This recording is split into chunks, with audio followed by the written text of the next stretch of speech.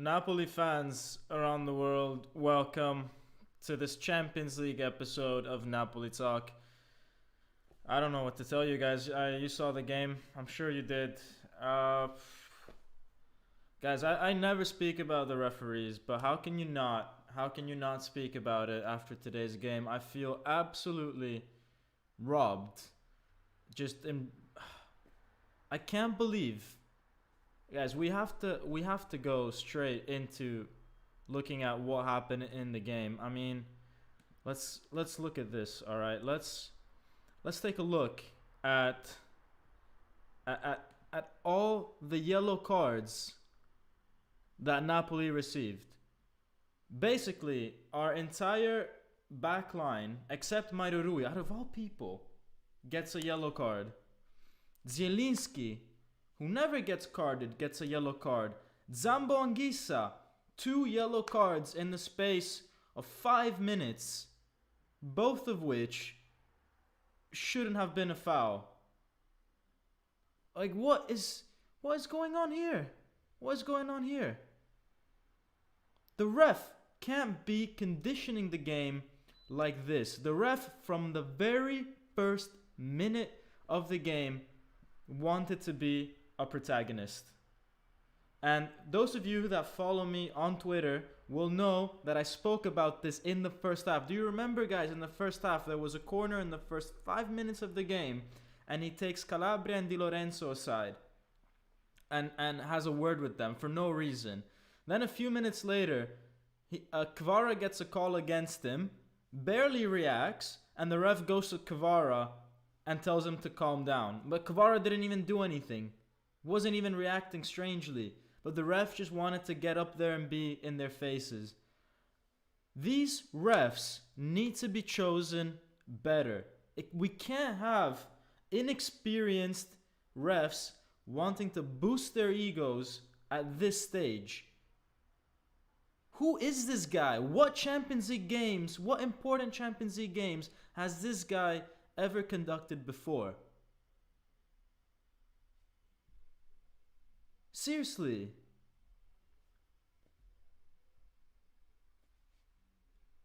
We can't have amateurs at this level. We can't have guys that their most important games has been Romanian league football, refereeing possibly the hardest game in the Champions League to referee. Because yes, this game is way more important than Real Madrid-Chelsea to referee. It's way tougher than Benfica-Inter Milan. And I would say it's tougher than the Man City-Bayern game because of the fact that these are 2 Italian teams with history of players going up against each other. The rivalry for this game is at a much higher level compared to what you might find in other games, and you need refs that are used to that kind of intensity. Unbelievable the things that we've seen today. Anyways, let me go through some of the comments, guys, while I leave that screen up of all the yellow cards. Hector Basilio, thank you for the $11, says, we didn't play a bad game except for some players. It's difficult, but we can reverse it. No comment on the refereeing. Yeah, I thought we played a great game until Leao had his first chance. I thought we played a great game, and then Milan were able to change the momentum, and we never really stepped it up to the same level after that, even though we had chances throughout the game. And the fact that Magnano was Milan's best player and the best player on the field today, it tells you a lot. Vincenzo Bertillo, thank you so much, man, for the $13.99 Canadian dollars. Says the fix was in and they don't even want to hide it. Guys, this is all we can talk about today. It's the refereeing. Completely condition the game. Completely. You can't referee like that at this level. Our back line, Di Lorenzo, Rahmani, and Kim, all yellow cards for fouls for not fouls. Di Lorenzo, because he went to talk to the referee. He's allowed to do that. He is the captain. If there is one player on the field that's allowed to question the referee in a calm manner like Di Lorenzo always does, it's him. There's no way he should be carded for that. Rahmani got carded because Salamakers was diving in the box at the end and obviously reacted to that. And Kim was carded for a foul that wasn't a foul. How can you card 3 defenders for instances like that? How can you give a guy a second yellow for not once fouling Theo Hernandez? And how can you give Zielinski a yellow card and not give Krunic a yellow, who'd been fouling him all game? Unbelievable. Unbelievable. And there might have been, or there should have been maybe, a look for a foul on Lozano in the box by Theo Hernandez. Mike Ekstad says, Payne, thank you for the $2 donation. Payman Dadgar with a $4.99 says, first off, thank you, Payman. Says, no yellow for Leao, but Kim, this was fixed, but I'm pissed at Meret, who is just not a top keeper, and I ask every week, what does Raspadori add?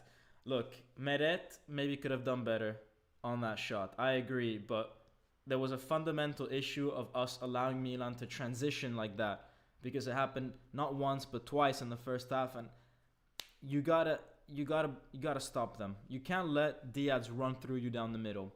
Rabona TV says they want that Milan derby in the 70. Man, I feel for Rabona TV, big Benfica fan. I feel like Benfica also were robbed yesterday with refereeing decisions. If they gave a penalty to Inter for that handball, then Benfica should have had a penalty as well. But that's just the way I see it. That's just the way I see it. They really want... You know, the thing is, I feel maybe, you know, UEFA are not the bad guys. Maybe they're trying to reduce CO2 emissions and trying to get teams to not travel so much. So they put all the Italian teams in the same side. And then they're like, you know what? Why do we have Napoli go all the way back to Milan for the semis? It's probably easier if we just have Milan interface off. No one has to travel. You know, they're just being the good guys. They're being environmentally friendly. What can I say? That's the only possible explanation that I can give. Obviously, that is not an explanation. Yeah, I mean, it's crazy. It's crazy. How can they do that? How can they do that? I mean, look. The fact that Milan won this game 1-0, okay, fine, I can accept it. But the ref really cut our legs off, and especially in the last 30 minutes. Like, this game could have easily been 1-1 or different had the ref just let it go the way it should have gone. I mean, maybe it would have ended 1-0 anyways, fine, but we will never know. We will never know. Let me go to some of the earlier comments, guys. But yeah, this is crazy. This is crazy. Anthony Navarro says, hey guys, Forza Napoli. Sempre 1-0 away with 10 men is good. Yeah, the fact that we didn't concede more is actually now that you look back at it, considering the circumstances, a very good result. We can take it back to Naples, and the Diego Armando Maradona Stadium has to be the 12th man. They have to focus on delivering the atmosphere that we're used to. Now let's go over also the fact that Kvara missed this chance in the first minute. This is the chance that, you know, a game of football between two teams like these is a minimum of 180 minutes. If it goes to extra time in Naples, it could be 210 minutes. You know, over 3 hours and a half of football.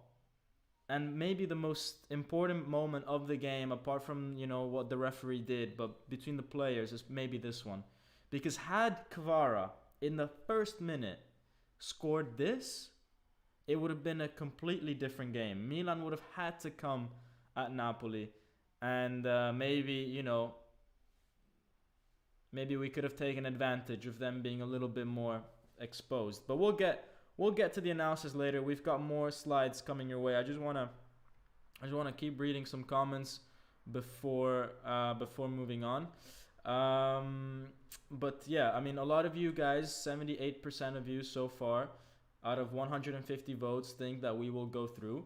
There is 150 votes here, guys, but only 53 likes. So that means that there's 100 of you that I know for a fact have a finger to press things on polls, but you refuse to give me a like, which is super sad.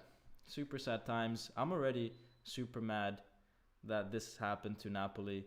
Do not do me like this. You gotta smash that like button, because otherwise you're worse than the referee.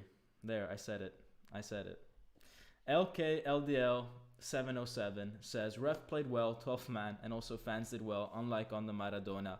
Magnan was the best player, says David. I 100% agree with both those comments. Anthony G says, would like to vent only one about Mairui. When he's in a position to score, he never looks like he wants to score. He looks so unconfident. Yes, how could Mairui not even hit the target? Like, look, I love Mairui for his intensity, for his crossing, but there comes a point where, Jesus, man, if you haven't scored in 5 million years, bro, just work on that in the training ground. There must be a way that you at least hit the target when you take shots, because every shot that this man takes is just skied over the crossbar. And if you realize that you can't keep shots down with power, next time that you find yourself in front of goal, just keep it low. I'd rather this guy try to pass it into the net, but at least it's on target, than him trying to smash it and it goes miles over like always. Like, he's got to change something up. We can't just keep excusing players saying, oh, they're great crossers, oh, they've got great intensity, and then they never learn from their mistakes. Like, that's horrible. Matthias Bifani says, guys, I start a fundraiser to pay the ref for the next game. Yeah, because apparently, seems like this ref had a clear interest in he probably bet on amount of yellow cards in the game.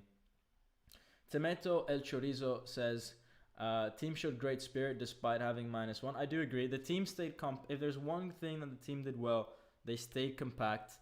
They still managed to sometimes go forward and try to find that equalizer even with 10 men. And I get a feeling that at the Maradona, we're going to use the anger of the 4-0 and the anger of today, and we are going to just knock Milan out of the park. I have a feeling it's going to be a resounding win. But UEFA have to take into account what happened today. Like, I'm not saying to give us any sort of preferential treatment. I'm not saying that, but I mean, we can't have that same level of refereeing. All I'm saying is that I want a good ref to the next game. Like, the next game has to be an experienced referee, someone that won't make a mistake, because I can accept that maybe in one game the ref made a mistake. Actually, I won't accept it, but I have to deal with it. But if this happens again in the next game, unacceptable. We Are Luden says, hey guys, on the second leg, do you think Osimhen will play? Really need him now. Yeah, I mean, he brings up a great point. Osimhen is the single most important player for us at the moment. We are not able to play the way we want to play without Osimhen, because Simeone is injured. Raspadori is giving us nothing in attack, as I think Payman Dadgar said. And Elmas as a 9 did not work at all. You don't want to be playing Kvara as a 9, because then you lose the ability down the left. And he was dangerous, but Kvara had no one to play the ball with and to in the middle. You can't have Raspadori or Elmas. I don't know. You really need Osimhen. The whole thing just relies on Osimhen being there, in my opinion. So many comments, guys. I hope to read most of your comments, at least one each from every person. If I don't get through all of them, then I'm sorry. There's a lot of you. And Napoli 13 fouls, 6 yellow cards, 1 red. Milan 16 fouls, so more fouls, but only 3 yellow cards, and one of them was to Pioli. Wow, that's a Lawrence Moore with a great statistic there. It just goes to show, and we were not more aggressive than Milan. Our fouls were not worse. Unbelievable, guys. I'm seriously mad. Cartvelli says, but seriously, get that bum out of the starting 11. Talking about Mauro Rui. Rafael says midfield was so tired, and it showed when Lozano got subbed. Hernandez got the best of Anguissa twice. Yeah, I mean, Hernandez today had a great game. I don't like him as a person, but kept us busy. Magnan was a world-class keeper, says Lasha. Mauro Rui is so bad, he's not even given a yellow card. Says Black Bison, that's pretty funny. Osam Comedy says, we played well, guys. We lacked the luck. Yeah, that's true. You know, we lacked luck, and we lacked having the referee on our side. Let's see. Danger says, I hate the referee. I'm emotionally empty by his action. That's exactly how I feel. This huge hole in my heart, in my chest. You know, I just want to, I don't know, you just want to take it out on something, but you can't. What can you take it out on? Let's be honest, guys, we're weak without Osimhen. Zevdan says we should have bought Dybala instead of Raspadori. Okay, let's stay focused on what we have, all right? Not what we could have done in the summer. Let's just focus our attention to what can we do, what actually went wrong today, and what can we do for the next game. Geeko says, even though I'm so upset, I do believe that we can turn this around with Osimhen and Naples, but without Kim, it will be hard. Look, Kim is going to be a huge loss, and Anguissa is going to be a huge loss. It's literally like our spine. But I trust Ndombele or Elmas to step in. To be honest, from what I saw today, Ndombele wasn't too bad. So who knows? Maybe Ndombele will start. I think it makes sense that Ndombele starts because you want to keep Elmas, I think, on the bench as a jolly to play either as a midfielder later on in the game or as a winger with just a bit more energy. But Kim, you know, it's going to be down to Juan Jesus most likely. Yeah, I mean, Juan Jesus experienced, but yeah, it's a big loss, the fact that we don't have Kim. Let's see. Will says, I like Raspadori. Elmas was slow today. Vincenzo Bertilo says, Napoli have the least yellows in the league, but in one game half the team gets one. It's incredible. Victory George says, Anguissa not playing the second leg is devastating. Super Alexander says, I will be saying it's over and over. Mauro and Kvara should not be on the field at the same time. Guy intentionally not passing him, even not letting him corners when you leave Kvara. Look, Super Alexander, I agree that maybe, you know, Mauro wasn't the best today. I wouldn't say that, like, he's not passing to Kvara, this and that. Like, they have played well in the past together. I just think that Oliveira has come into the team ever since January, you know, a bit more prominently.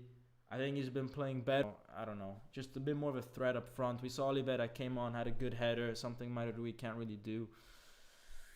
And I talked about it before last game. Like, if you don't even have someone like Osimhen in the box, why do you have Mauro, who's basically only good at crossing? You want someone like Oliveira who can run at people, run centrally, a bit like Theo Hernandez does. So I don't know why we started with Mauro, to be honest. Abby asks, will Kim be playing the second leg? Nope.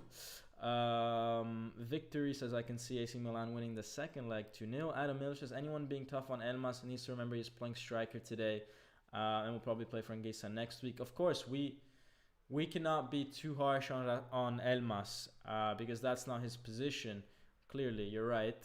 Vesavius says, Adiele has to reallow flags and drums. Now this is not the time to fight with the ultras. I also think we have to go into the Maradona, whether drums are allowed, whether they're not allowed, whether flags are out, we have to go and we have to make the most amount of noise. Whoever is there needs to make the most amount of noise possible to be the 12th man for that next game. So Hector Basilio with a 550 donation says, sorry if I caused misunderstanding. When I say no comment on the arbitration, I mean it was absurd what the arbitration did. Yeah, no, I understand that. Thanks for clarifying, and thanks again for the donation. Yeah, revenge has to be served. That we can't possibly lose 3 times against Milan. Right, let's go to the match analysis. I do think there's still many of you that have voted. 193. Look, there's 207 of you watching right now.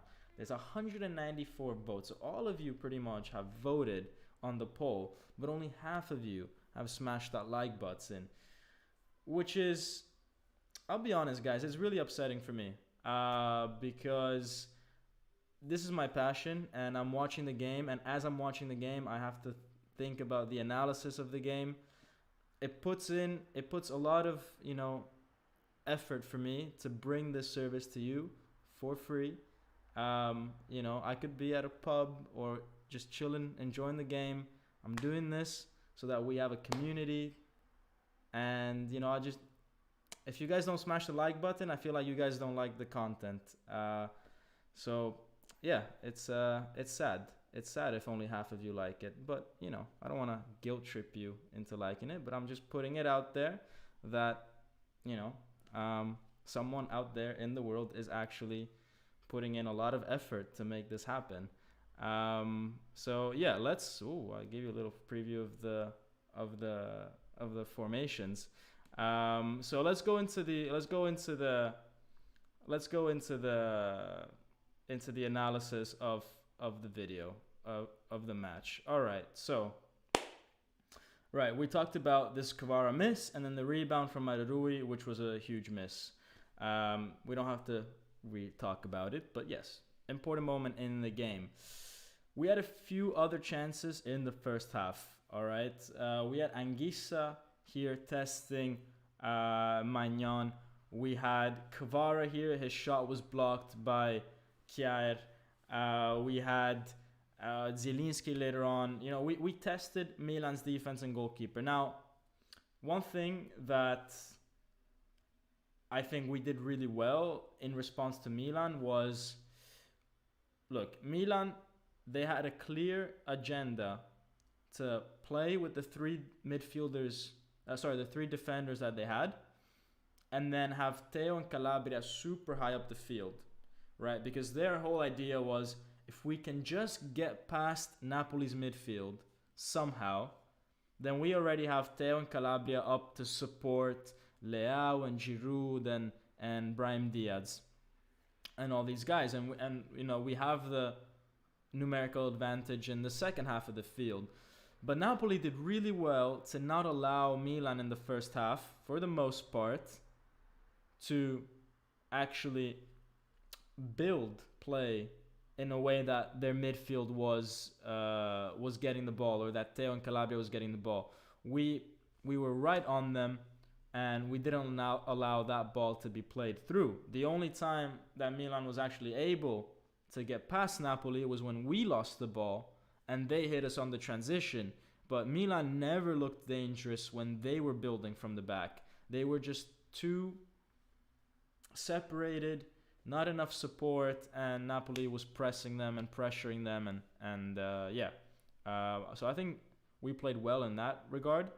As I said, here was another shot by Zielinski. I feel like here he could have passed it to Di Lorenzo. Maybe he could have done better here, but all of our shots in the first half were, not all of them, but a lot of our shots were testing Magnan from long range. I feel like he's a good keeper from long range, but at least we were getting shots on target, right? It's much better than what we did in the Serie A, for example, 10 days ago. And again, to this pressing and the fact that Theo and Calabria were so far up the field and the midfielders weren't there to help Milan out, sometimes we forced Milan to play the ball long towards the strikers or towards Theo, and then we had Kim come up or Rahmani come up and always win the header, and we would collect the ball in the midfield. So yeah, Milan just never looked dangerous in the first 30 minutes or whenever they had to play from the back.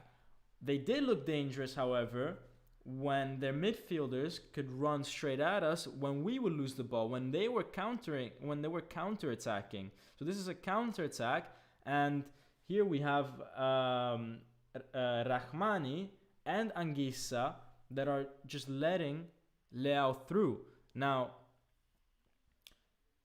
they should have done more to stop Leao. I feel like, I don't know. This is the one way Milan can hurt you. It's the one way. Okay? So if I was Spalletti, I would be telling Anguissa or whoever these guys are that need to stop Milan from going forward to cause a foul. Yes, you might get booked, but Milan are only going to have 3 or 4 of these in a game. If you take turns, then it should be fine. Yeah, I don't know. I feel like we can't allow Milan to do this to us. It's literally the only way they could score. Once you let Leao through, it's super dangerous, and he nearly scored from us here. Then Leao misses, and he kicks the corner flag, destroys it, and causes 5 minutes of delay. So this guy, that's an act of violence, first off. How is this not a yellow card? How is this not a yellow card? But Di Lorenzo, who's Napoli's captain, goes up to the referee to speak to him, and that's a yellow card. Someone has to explain this to me. Someone literally had to go and clean up after Leao's mess. Leao just walks away, destroys some property, walks away, gets nothing. The game has to be stopped. All of us have to just sit around and waste 5 minutes of our lives because this man-child decided to kick some piece of equipment. It's ridiculous. It's ridiculous. It has no place in the game. This is not the example that you give to people, that you give to the kids watching about how you manage your emotions. This and now, some of you may be saying, Domenico, like, whatever, who cares, like, no, but there's rules in the game that state this is a yellow card. If there's a rule that says it's a yellow card, you gotta give this man a yellow card, because we've seen how yellow cards affect results.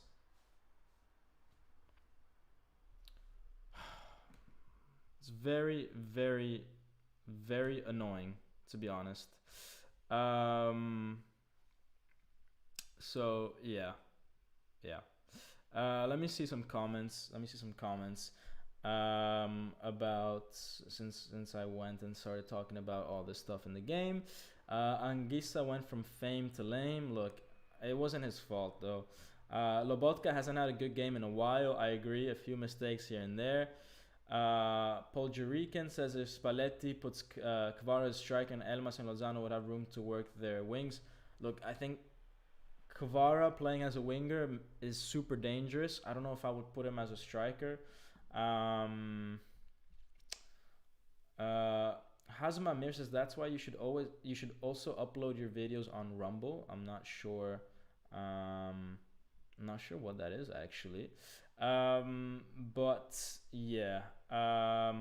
Trinigrade 01 says he is strong on the ball and he's playing good. Even talking about Lobotka, Anthony Navarro says Lobotka doesn't chase the ball, he waits for it to get to his feet. When he gets it past to him, I don't know if I wasn't really a fan of his game today. It reminded me when he used to eat torta every day. Look, I don't know. I mean, let's not go too hard on Lobotka. I just feel like it wasn't his best game. Lost the ball maybe once or twice. It actually led to Milan's first goal. It was a weird pass that he tried to play, just try to really force it unnecessarily forward. But not a horrible game by Lobotka. Let's not focus on that. Boomer says Oliveira always worked in the Champions League, and I agree. I don't know why all of a sudden we have Mario Rui playing in the Champions League. Yeah, people need to know their place. Anyways, we get to Milan's goal. This was them, on the counter. Bennacer free on the left. I mean, it's a counter. Look, you could say he's free. Someone wasn't tracking back. The problem was it starts from way before. It starts from here with three midfielders. You've got here all three midfielders losing out to Brahim Diaz, who turns them completely. So obviously, at that point, we're down two or three people compared to Milan. We've got more direct issues to worry about. We've got Giroud, Brahim Diaz himself, Leao. So obviously one of them is going to be free. Mauro Rui out of position, yeah. I mean, just a good counter-attack by Milan, But this is the one thing that we can't allow Milan to do, to through the middle beat two or three of our midfielders. Like, let's go back here. Here, we have to make a foul. Because guess what? At this point, it's not going to be a yellow card. At this point in the game, 30 minutes into the game, the referee is never going to give a yellow card for a foul that deep into Milan's own half, right? He won't consider it like you're stopping a counterattack, when in reality you are. But it's about being smart. You can't allow this to happen in the first half. In the first half, you got to take advantage that the referee might not give a yellow card for something like this, and you got to make the foul. You got to take one for the team. And then a lot of you guys will be saying about how Meret here should have done better. Look, maybe yes, he should have done better. I don't think his positioning was very good. If his positioning was better, he would have gotten to the ball. I also do think that, Bennacer takes his first time. The ball's traveling fast. He could have done better. I don't think we conceded this goal because of Meret. Like, there's a fundamental root cause of us not having a filter in the midfield for these sort of transitions. That's what led to the goal. Not the fact that Meret was slightly out of position. That's just a second mistake in the chain of events. But that's the main mistake here, just letting him roll through that easily. Then in the second half, Elmas had this half chance, really the only thing he did in the whole game. He had this half chance where he almost lobbed Magnan. Magnan made some great saves. Another one here from a corner. Another great save. How many corners did we have in this game? Absolutely incredible. Like, let's take a look actually at how many corners we had in this game, because I lost count. Let's go to the stats. We had 10 corners. 10 corners, guys. Incredible. 10 corners, and we were not too dangerous in them. We had Di Lorenzo here with a shot that got blocked. Look, Di Lorenzo, I think today was outstanding, was literally everywhere on the field. He has been looking like our most dangerous attacker in the last few games. He scored a goal in the last game. He was about to score some goals today if it wasn't for AC Milan's defending, if maybe Zielinski passed him the ball in the first half. And he's really just trying to take responsibility for the team, for the fact that Osimhen's not there. It's literally falling on Di Lorenzo's shoulder, on our right back. This, for me here, is a penalty. Now, people might say this is shoulder to shoulder, but look at the left knee of Theo Hernandez on the back of Lozano's leg. That's what trips Lozano. That, for me, is a penalty. That VAR has to take a look at that, for example. That wasn't given. Kvara here. Look, Kvara, we all really like his dribbling, and I don't wanna say bad things about Kvara, because Kvara has been so good for us this season. And if there's one guy on the team that can make things work for us, especially when Osimhen is not there, it's him. I really like him. I really like him. I want to be clear about that. But here, my man, you got past one guy. You have to go inside the box. You have to. When you are inside the box, you are untouchable. Anything anyone does, they have to give you a yard of space. You have to go straight. Instead, what does he do? He cuts inside and allows two Milan players to get back at him. Tonali, who was behind him, and Calabria that was coming in. Why did he do this? He needs to go straight. He's 3 meters ahead of Tonali. There's no way that guy's going to catch up to him. Calabria, there's no way that he's going to catch up to him. He needs to go straight and then maybe pass it to Elmas, square it to Elmas, or take the shot, or do something. But you can't go outside of the box here. Because guess what? Outside of the box, not only are you less effective, but it gives Milan a chance that if they want to stop you, they can also do it by fouling you. And it's not a penalty. Instead, if you get in the box, either they take it cleanly or they don't. So, I don't know, it's these little bits of decision making that also we didn't do quite well. And these are important moments in the game. This is before the red card. This is when a moment where Napoli were having a nice 15 minutes. But if you keep making these kind of mistakes, these kind of decision making, then you're not gonna get super far. So that's I think, something that maybe, I don't know. Sometimes dribblers just like to get too cute, too fancy. But then here, for example, Kvara gets fouled by Tonali. Tonali, yes, touches the ball at some point in this slide tackle, but he catches Kvara first. This is a foul. Instead, the ref doesn't call it. He has a great view, by the way, and he doesn't call it. Milan play on, and then it's Anguissa that fouls Theo. But look at this, guys. There's 4 Napoli players near the ball. For me, that's never a yellow card. That wasn't a counter-attacking situation. It's not like Theo was through on goal or anything like that. It was a very light touch. This was no different than what Theo did to Lozano 5 minutes earlier for the penalty incident. If you give this as a free kick, you have to give what he did to Lozano as a free kick, because it's the same thing. And the ref, you know what he does here? He's already reaching out for his card. And the first player he gives the card to is Di Lorenzo, who's running up to him. But he's allowed to do that. He's the captain. The referee needs to have a conversation with Di Lorenzo. Can't just go and card the captain for trying to have a word with you.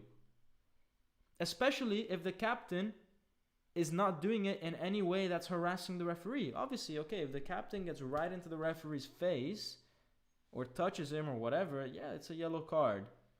But how can you already start to give Di Lorenzo a yellow card when there's miles of space in between you?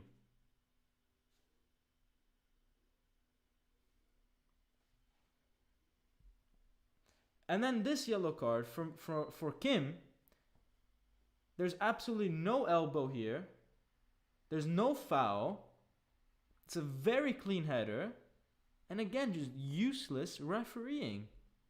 And now Kim has to miss a game. And then we had a chance for Di Lorenzo, which forced Magnan to make a save. And then we had this chance at the very end from Oliveira as well, which was very close to scoring. So we still had chances, even though it was 10-11 at that point. But it's it's incredible how the referee completely killed the game, lost control of the game. And as I said on Twitter, since the first half, I said he wanted to be a protagonist. Zvedan says, Kvara is becoming more and more overwhelmed. Demon says, I pray that Ossi will be fit next match. Yes, because the thing is that when Osimhen plays, Kvara also plays much better. Because Osimhen and Kvara have a really good understanding. And Kvara with Osimhen playing also can cross the ball, something that he can't do if it's Elmas or Raspadori playing, because they're too short to get to any of the crosses. Also with Osimhen playing, because of his speed, he opens up a lot of room for Kvara for his dribbling. Whereas Elmas and Raspadori are a bit more static, are a bit more ball watching with their backs to the goal. Instead, Osimhen runs into the space. Some defenders have to follow him. Maybe 2 or 3 have to follow him. And then that leaves Kvara with some space. So, yeah. Abi Alabi says, more reason why we need a number 9. If Ossi was there, he might not score more goals, but he might get a penalty. And when the defenders mark on him, there's a chance for his teammates to score. Exactly. We're on the same page. Arsenal Daily Updates says, do you think they can come back? Look, I do think so. I do think it's 1-0. 1-0 is... Look, out of all the teams that need to make a comeback in this UEFA Champions League, out of all the teams, it's Napoli that has the highest chance. Because there's no way Bayern is coming back from a 3-0. There's no way Chelsea are coming back from a 2-0 against Real Madrid. I don't think Benfica are going to go to Milan and get a result that's going to be good enough for them to qualify. The only team that is still able to turn this around is Napoli. It's 1 goal. Guys, we need 1 goal. And then it's extra time. Yes, it's going to be super difficult with Kim not there. Yes, it's going to be super difficult with Anguissa not there. But hopefully, Osimhen's going to be back. And we can see it through. And even if Osimhen is not back, like, we had chances today. We had chances. If the San Paolo makes the noise that I know it's capable of, and trust me, people, I think, will make that noise, I think it's going to be okay. But the Ultras, man, they cannot be talking about De Laurentiis this, De Laurentiis that, this and that. Forget it. Whatever situation you have coming into that game, once the game starts, you've got to be the 12th man. You've got to focus on the football. Tarek said, we played good in this fixture, in my opinion. We still have a lot of faith. Yep. And Danger says, we don't need extra time. We should win 2-0. I mean, hopefully, yeah, that would be ideal. Right. Let's go to the player ratings. So, for the first time, I gave a rating to the organization that's hosting this match. I gave UEFA a 0. Because how can you put this referee to this game? Just so mad, guys. How? Why? Who is this referee? Why? There's so many good referees out there. Why couldn't we have had one of those really competent, I don't know, French or Spanish or English or German referees? Why did we have to have some guy who thought that this game was his only way to get any sort of attention that he needs since he's 3 years old? Coming from the Romanian league. Come on. It's incredible. Anyways, I gave Elmas a 5.5. Look, it's harsh. It's harsh because that's not his position. But I really did expect more from Elmas, even from that position, because I know he's got the talent. He should have... Okay, if you don't know how to be a number 9, at least you have to, whenever you have the ball, do something a little more. I don't know. I just feel like he didn't. I don't know. I felt like he could have done more. I felt like if he could replay this game, he could have, same situations, done a bit better. Lozano 5.5. Politano, when the team was with 10 men, looked much better than him. Politano playing with 10 men looked better than Lozano when we had 11.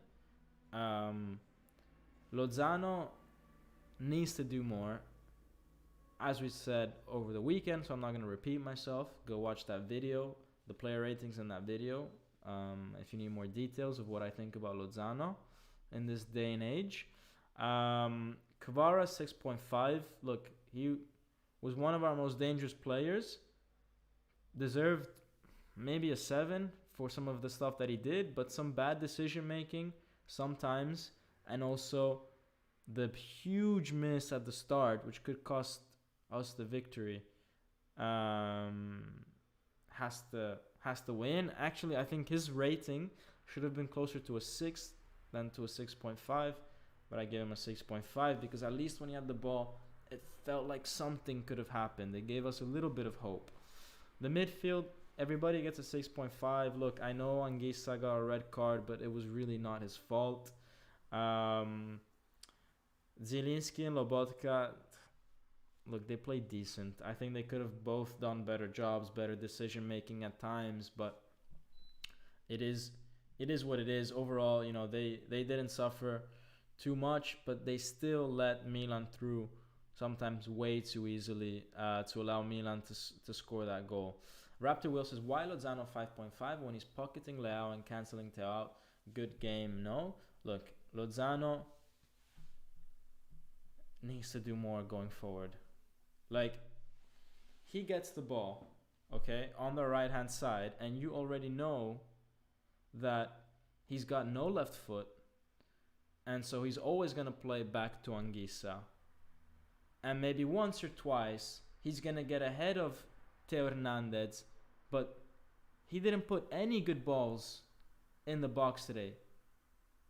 Name me one cross that reached the head of one of our guys.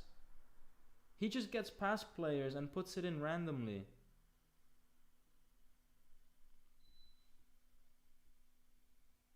He had one good game against Frankfurt a month ago, and since then he's not contributed anything going forward. It's not enough to say that, oh, I try to stop Teo a few times, also because that's not even true. Teo Hernandez was allowed to run past him, and that's why Anguissa had to step in and he got carded. So, you know, it's for me, it's really not enough.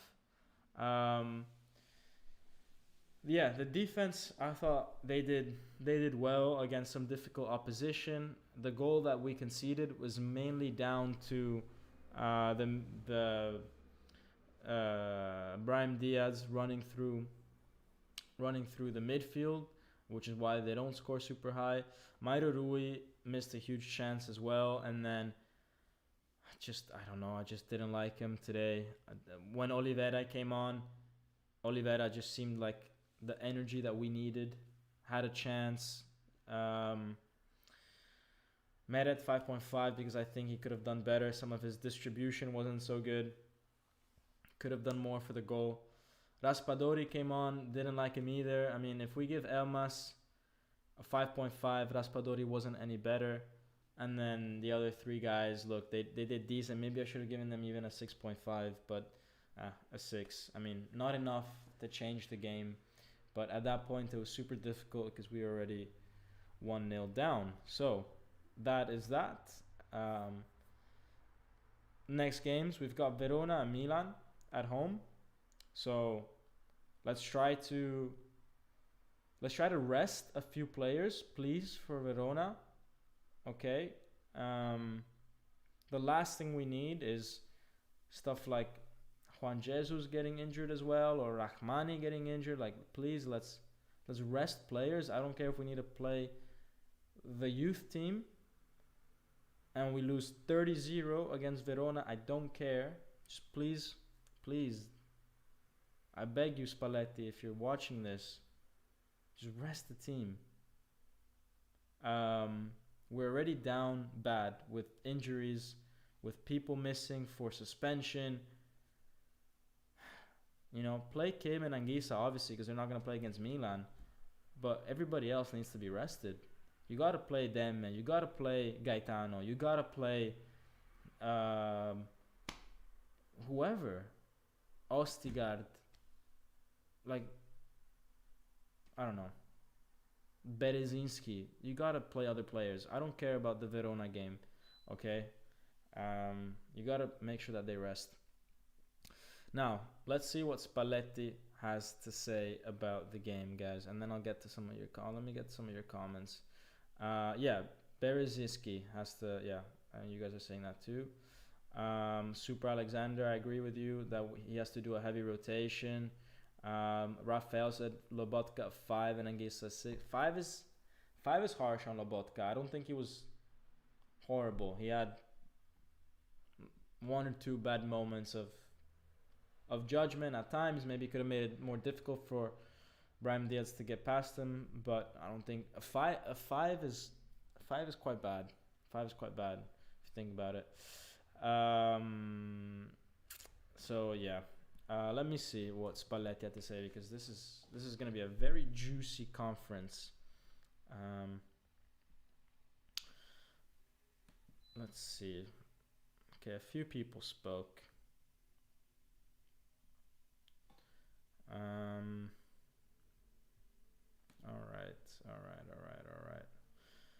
All right. Let's start actually with Elmas. Let's start with Elmas. Let's see what he had to say.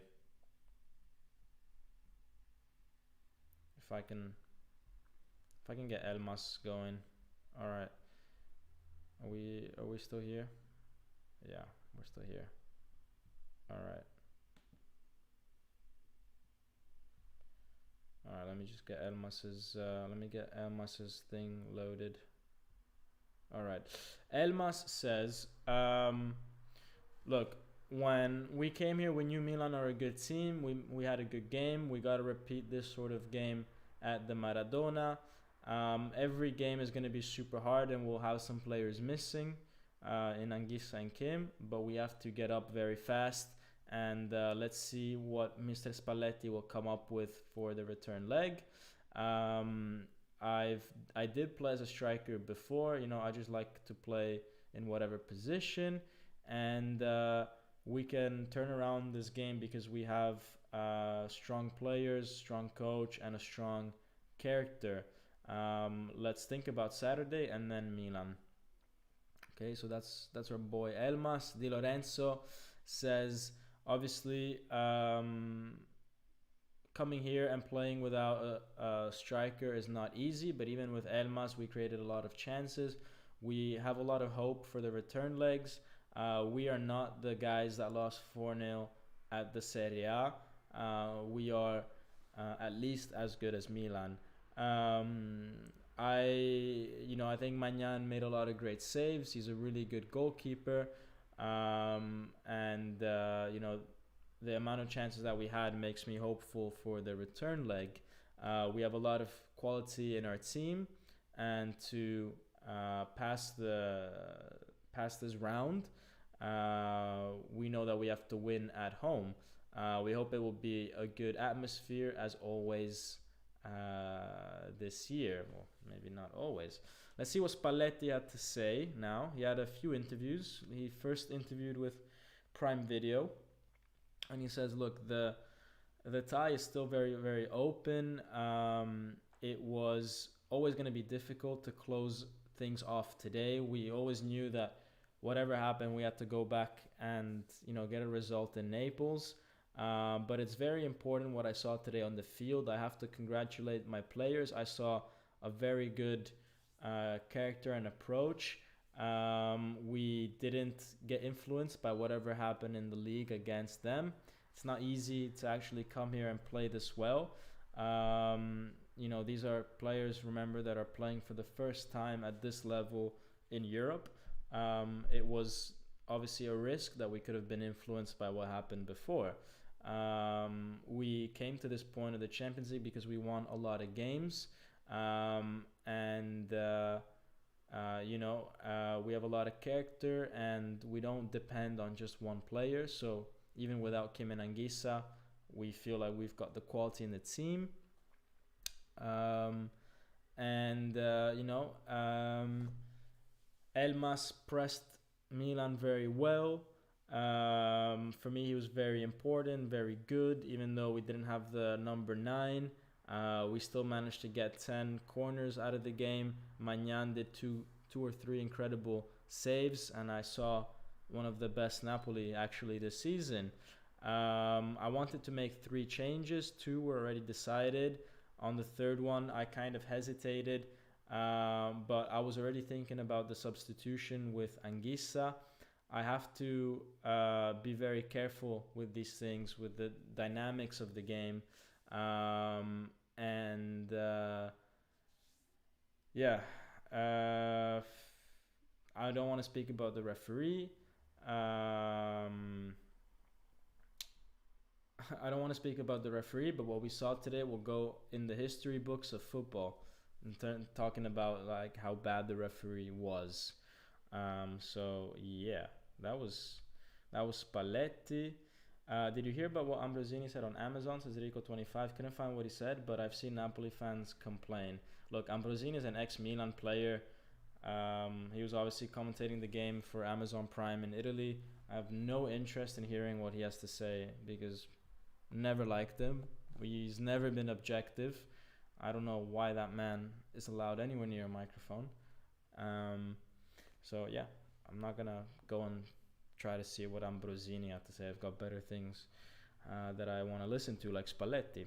Spalletti continues in to Sky. He says, "I have nothing, nothing to say about this game apart from the fact that we played very well, and congrats to Magnan.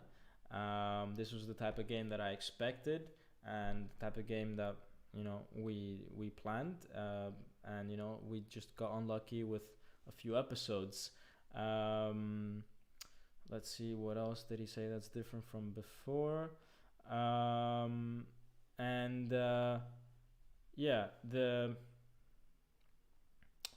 Basically he was saying how he was about to take away Anguissa after the first yellow. He hesitated for a minute or two, and then that foul happened on Anguissa, the second yellow. So it was really just for a minute we didn't take him off before he got suspended. So yeah.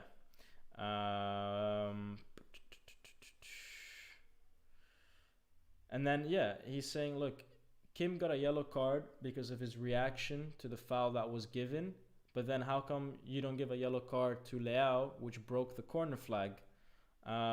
So is the ref saying that we're allowed to just start kicking everything that's on the football field? But I don't want to speak about the referee, says Spalletti. So yeah, he's not very happy. And then he had a conference, so he spoke to Prime.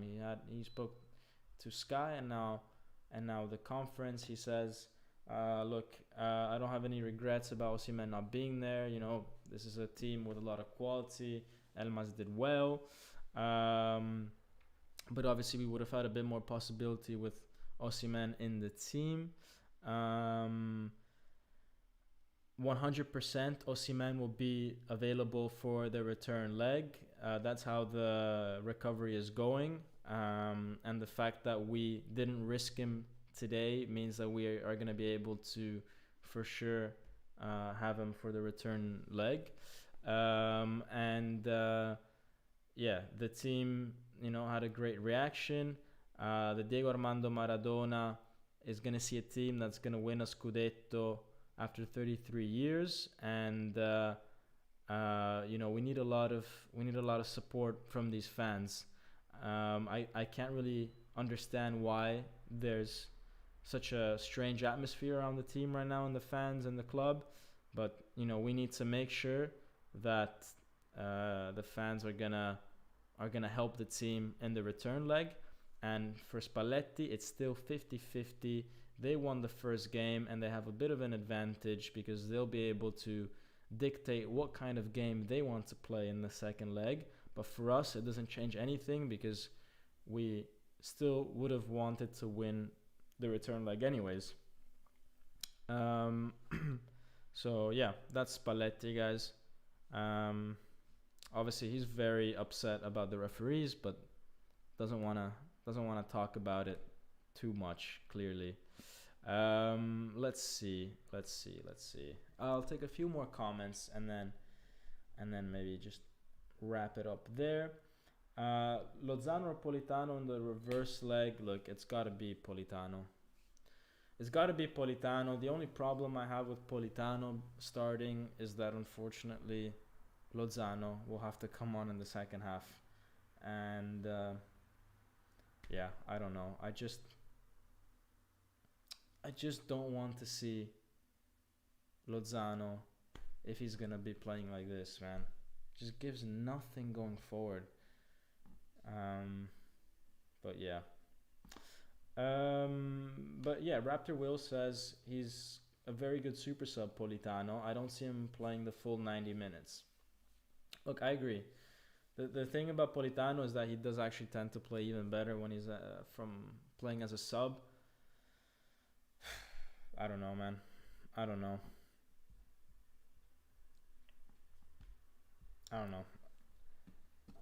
I'm still thinking about the ref, to be honest. I don't have the mental capacity right now to think about Lozano versus Politano. Just not. I don't know. Disappointed. Anyways, on that high note, yeah, sorry guys if it's a bit of a downer today, the live stream, but you know,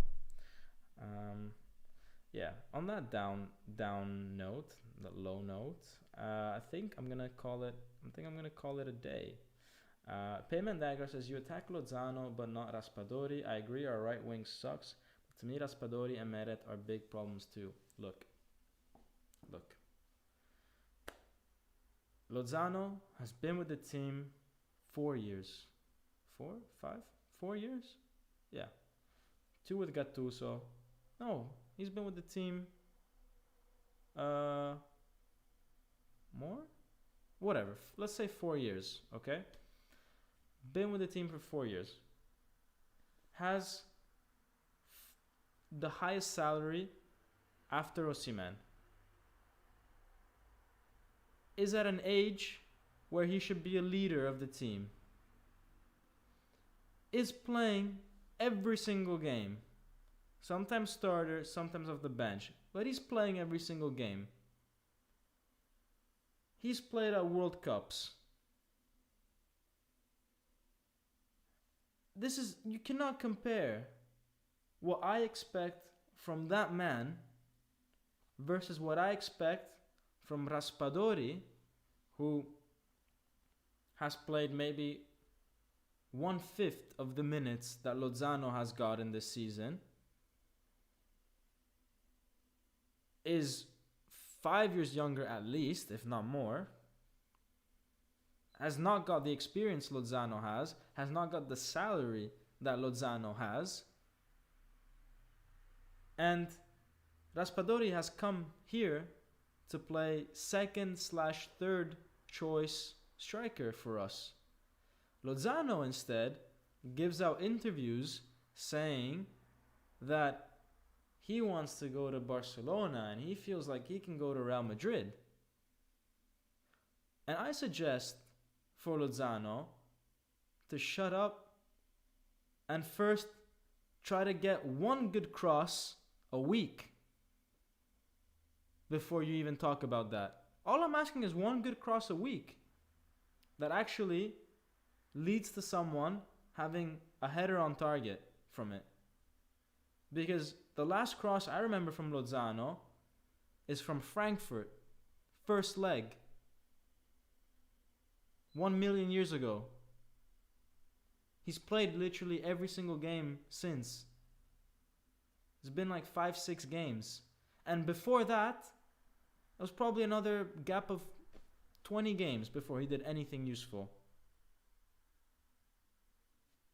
So,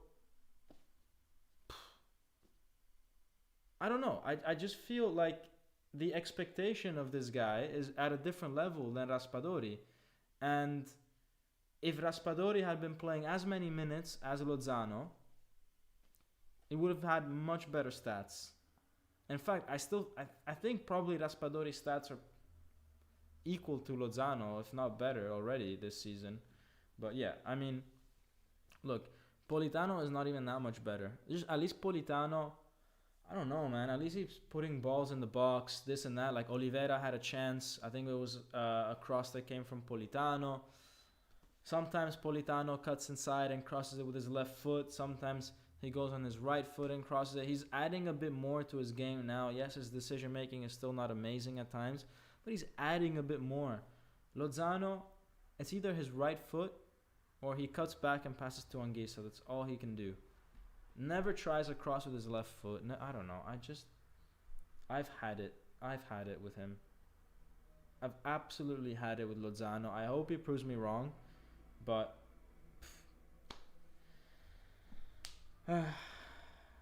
but yeah.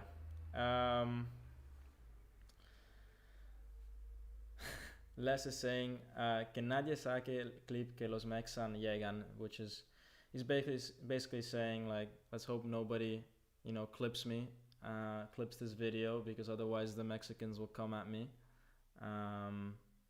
which is true. I mean, look, I'm not a wanted, I'm not a loved man in Mexico. I don't think. Yeah, I don't think Mexicans love me, but hey, it's just my opinion on the player.